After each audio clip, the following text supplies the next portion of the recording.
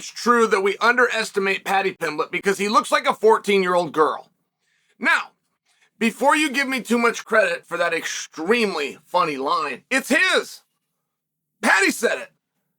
Paddy said they're underestimating because I look like a 14-year-old girl. Now, that's funny, but let's just stay on that real fast. Is it true?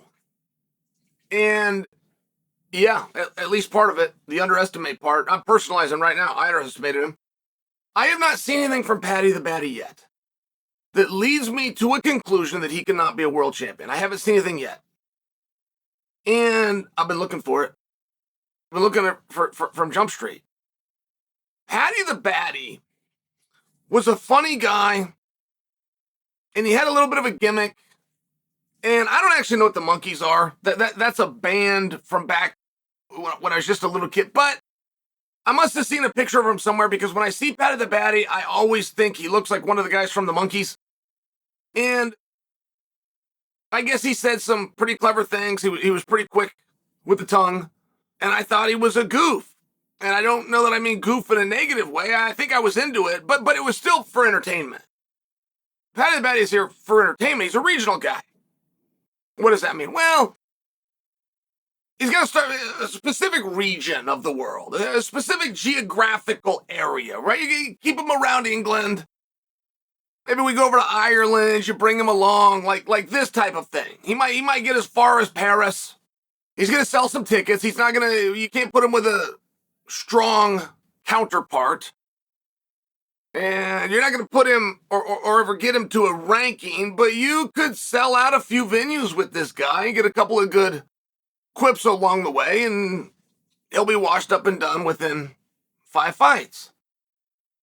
That is just not the case. You got to understand how poorly Paddy must have fought. I'm going back. He must have fought so poorly when he had to cut from 180 pounds down to 155 in 3 days.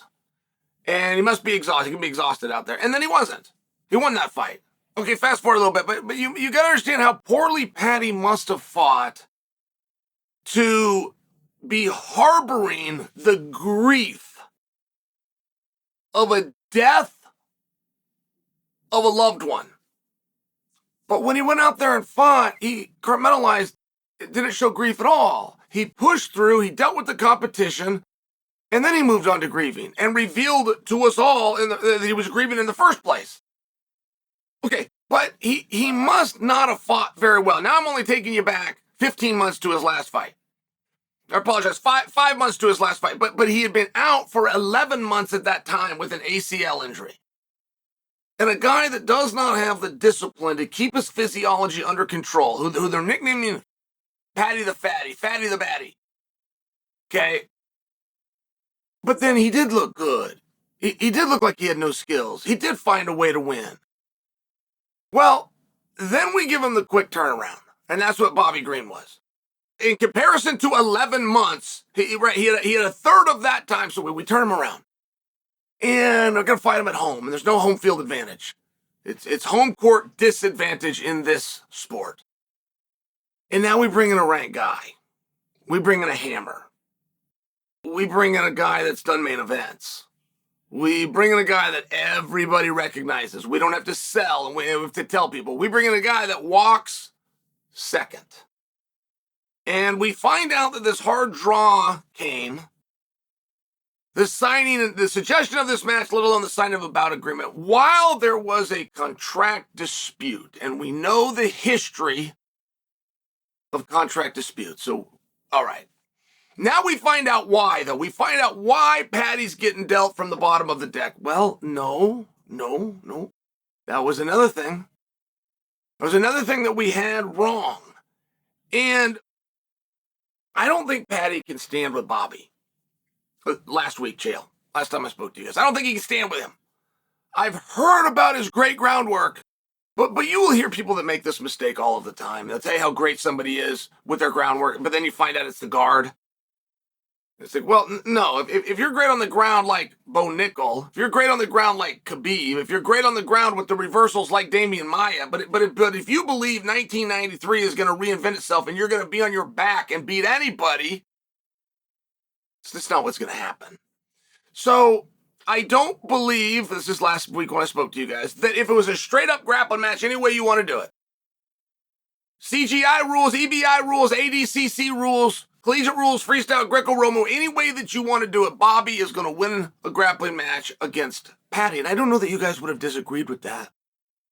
He's going to get up top, he's going to control position. And to see Paddy be able to go on, I will tell you, there was some significant differences. Like here, let me give you one real fast. Remember that Fatty the Batty comment? That didn't happen for this fight.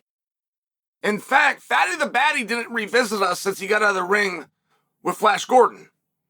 Fatty the Batty wasn't there 5 months ago when he fought last. Fatty the Batty didn't come revisit in his camp. Fatty the Batty wasn't part of the story. Neither were the donuts, neither were the cookies, neither was the overeating. It seems as though Paddy's gotten more disciplined. He didn't talk about that, though. You feel like you would. You feel like that would come out. A coach would bring that up. A trainer would bring that up somewhere along the way. A workout part. Hey, I see him in the gym more often. Nobody did bring it up, but we saw it, guys. And now you have Paddy out there. And when I told you that I really did think that Bobby, first off, was the better grappler, any way you wanted, any rules that you wanted to do. I also thought it was a big problem on his feet. Like, contrary to the way most minds would work, which goes something like this. Bobby Green is a pretty good fighter, but he's a great brawler. Well, Bobby Green's actually quite a technician. He just looks like a rough guy. So you think of brawler. He's actually quite a technician. And then the same goes for Paddy, where you might think that he's a brawler, right? He's this British guy. He didn't really have a big grappling background. You might think he's a brawler. But you got this technical side. And so when Paddy the Batty goes, I see, but this is all important to understanding what happened because King Green is the one that chose to attempt to take this to the floor in the first place. And it was the attempt to take it to the floor. First off, he was finished on the floor, but second off, to even be in that position, to be caught, to even engage in that area was Bobby's choice, and he chose that because he wasn't comfortable on the feet with Paddy. I think King Green is awesome. I heard from people through training camp he had great preparation. But we can't quite recognize Paddy for what he is, which is a guy who has shown nothing yet that would disqualify him from being a future world champion. We can't really understand that until we do understand that Bobby fought very well. Bobby prepared very well. Bobby is very good. King, I apologize, is very good.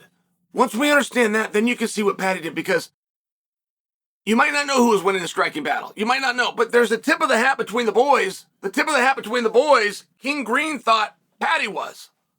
Or he thought he was awkward, or he was feeling something where he wanted to change it. And then when you understand that, and then you look at what Paddy did didn't just submit him once, he submitted him twice.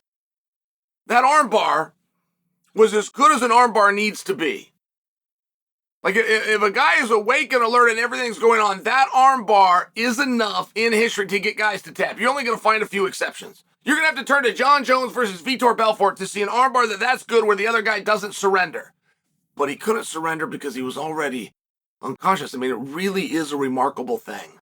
I came from a wrestling background. For you wrestlers out there, you've got something that'll stop a match called a pin, and you've got something called a tech fall. But every now and then, a guy gets pinned while being technical falled. And that's largely what Paddy did. He did a pin and a tech fall. He hit an armbar on an opponent that was unconscious. He essentially not only beat him once, he beat him twice.